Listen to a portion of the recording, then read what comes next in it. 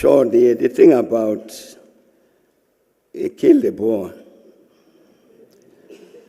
you know, this chant,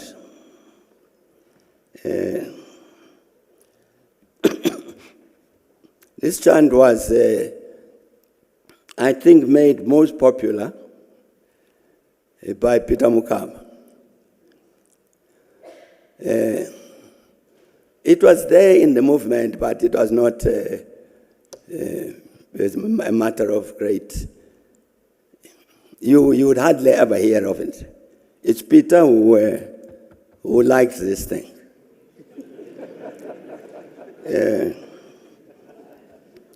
And knowing very well, Peter, that there was no ANC policy to kill Boers. There was no ANC policy which was anti-white, and therefore let's kill the Boers.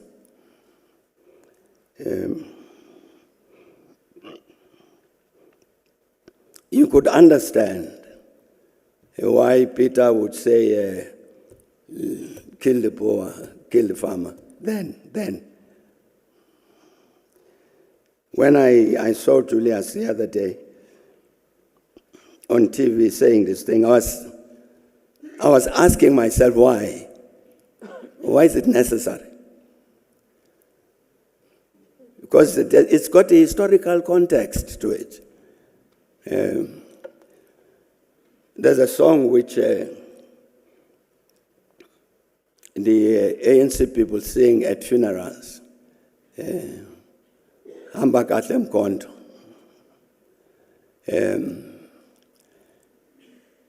It's got an end part to that song. Thina bantu bomkhonto sawabulala amapolo. We keep saying to the communists, but that had the context. You can't be singing it now. Thina bantu bomkhonto sawabulala. There's no mkhonto person who's going to kill any Boer. Yeah. But why do we sing it? So I'm saying I listened to Julius saying this, and I was saying to myself, why does he say it? Because the slogans have a context. The slogans which were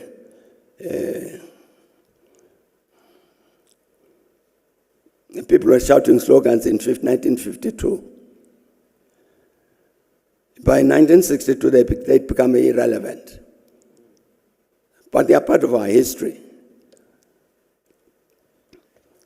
So you are quite right. I mean, we have said this thing, the use of slogans like this, certainly in terms of African culture, it does not mean when Peter Mokaba says, kill the Boer, kill the farmer, that the people must leave the FNB stadium and go and hunt for farmers. It doesn't mean that at all. It's a mobilization thing. But I'm saying, even in that context, surely there's a context to it.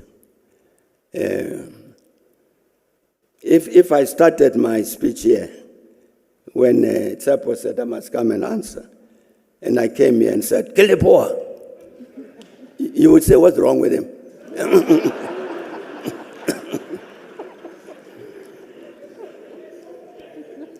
Because it's a chant. It's probably completely irrelevant to use it here.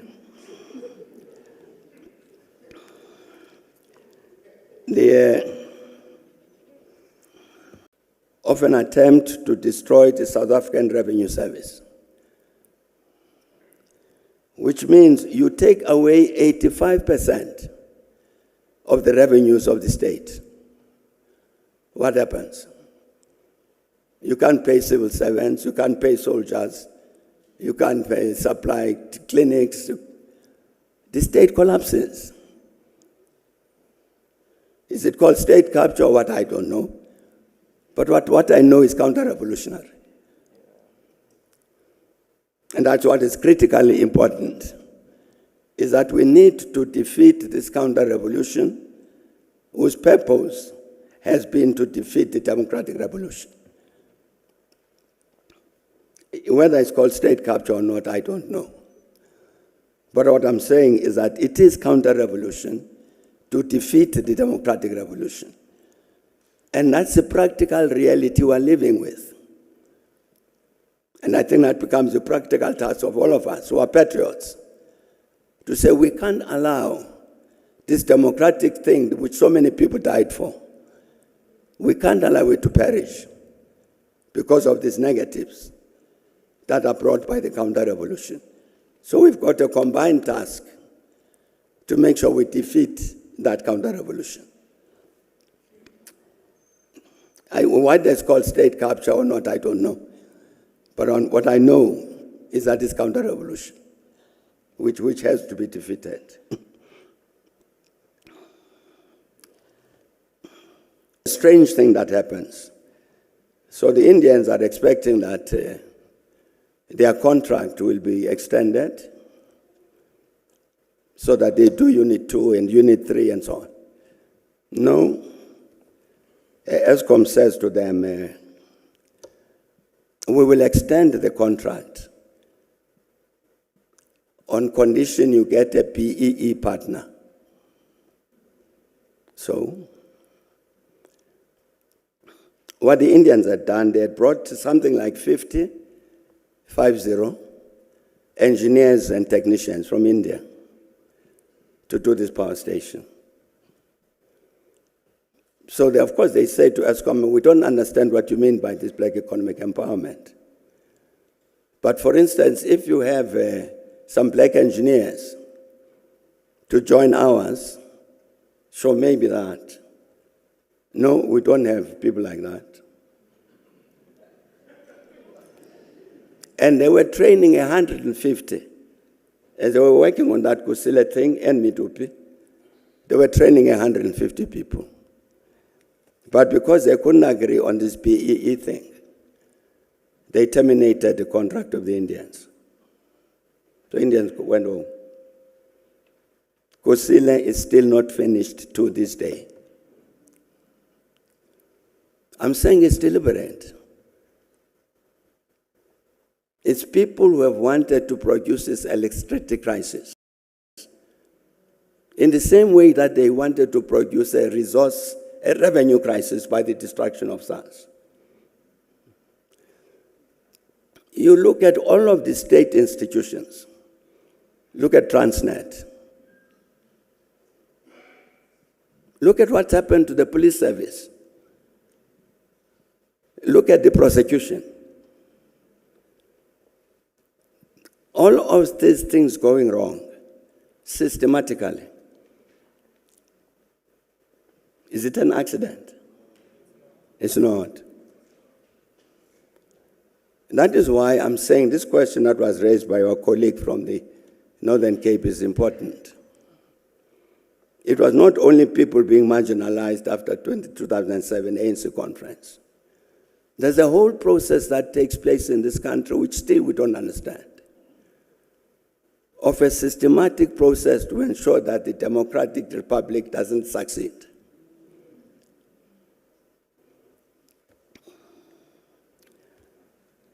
That's one of the things I think it's necessary for us to understand, because it would then help us also to understand even the question that's raised about crime.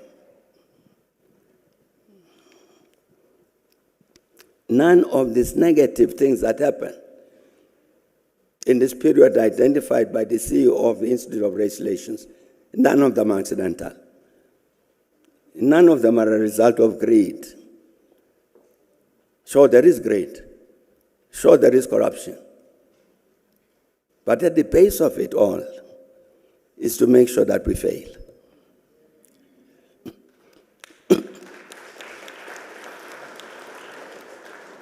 It's necessary to understand that. What is it that is wrong? In order to be able to find the right answers as to what is to be done. I must apologize for all of this long presentation. But I think it's a matter of strategic importance for the future of our country to understand what went wrong.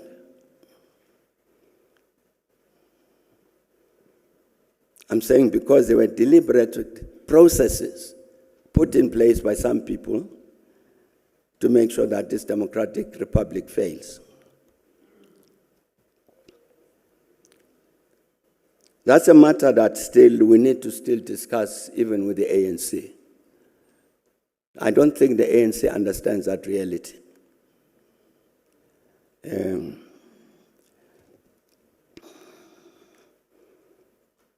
It is true that you have got many greedy people, many corrupt people. If I ask the question, why is the ANC, which marginalized people as we were saying, why is it behaving like this?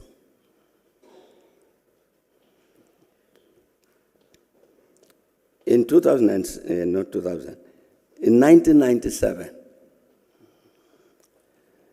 Nelson Mandela says, addressing an ANC conference, that something wrong is happening, which is that as the ANC were attracting into our ranks, people who are not ANC.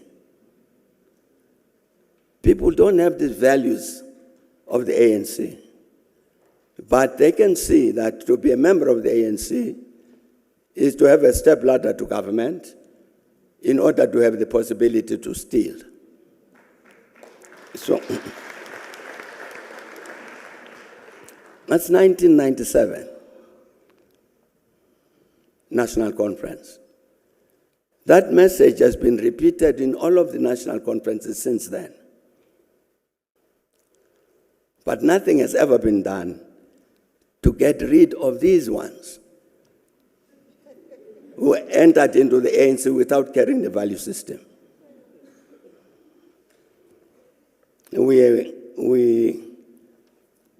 Beginning of 2020,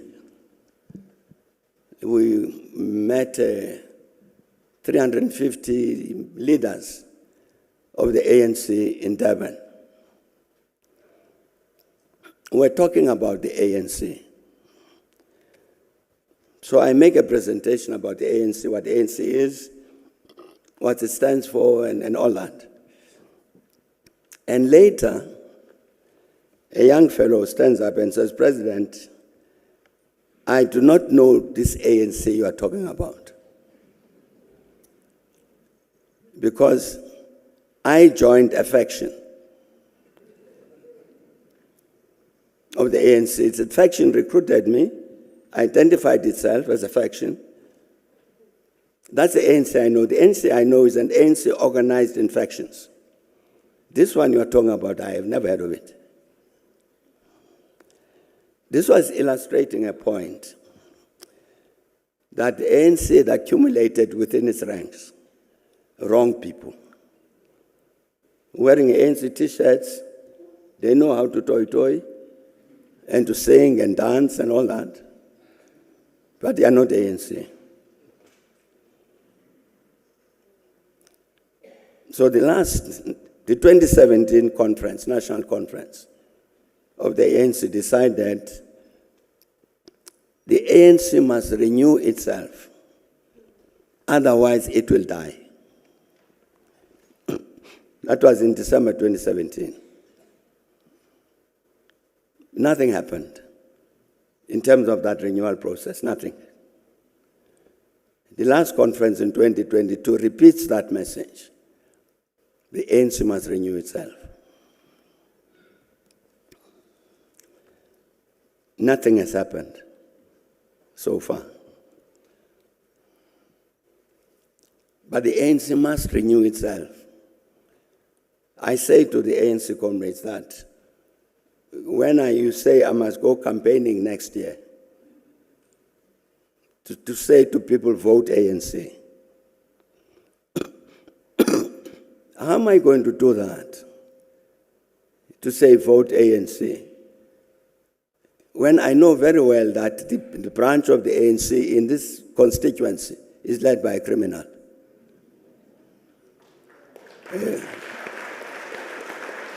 You can't.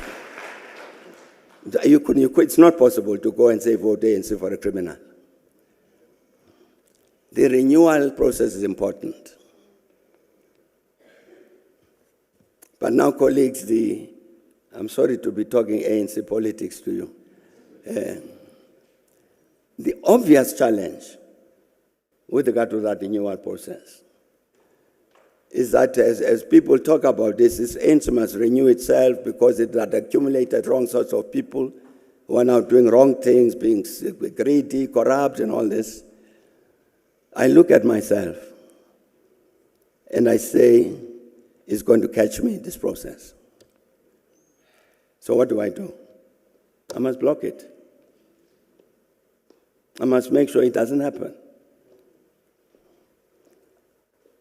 I'm answering our colleague from the Northern Cape to say, let's objectively look at the reality he was talking about. It's a much larger reality of, I was saying, a systematic process to destroy the democratic state all around. I'm talking about even the governing party, which has got people within itself who will resist its renewal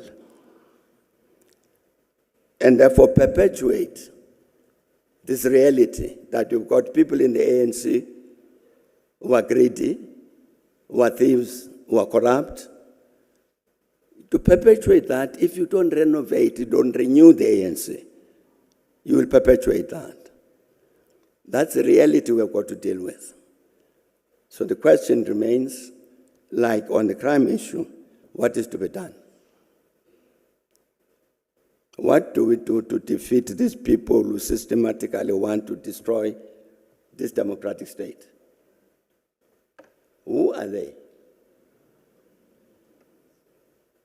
If Brian says to me, President, please put one on the here, I'll throttle him. I won't be able to produce that person.